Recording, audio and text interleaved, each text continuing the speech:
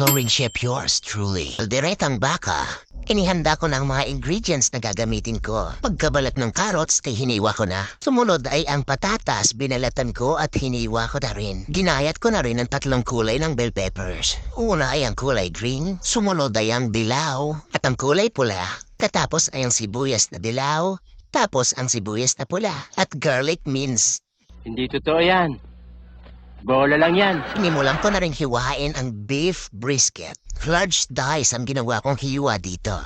Ilagyan ko na ng soy sauce, laurel at bawang. Nalagay din ako ng iodized salt, MSG at ketchup. Oh my God! At ginamit ko na nga ang aking mahiwagang kamay sa paghalo. Laglag ng mga sibuyas, inakpan ko at sinimulan ko ng lutuin. Halo-halo ng konti at pagkatapos ay nilagyan ko na ng tubig.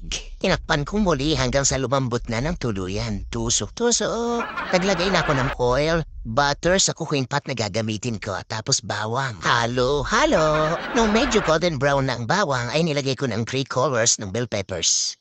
Ang gulo mo magpaliwanag, ikaw mo, hindi ko maintindihan eh. Ilagay ko na rin ang carrots at patatas. Tapos ang pinalambot na karne, pinalasahan ko na ulit ng iodized salt. Naglagay din ako ng white sugar at saka garlic powder.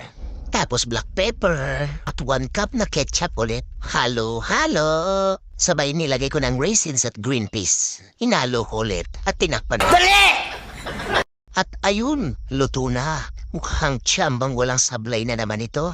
Hanggang sa muli.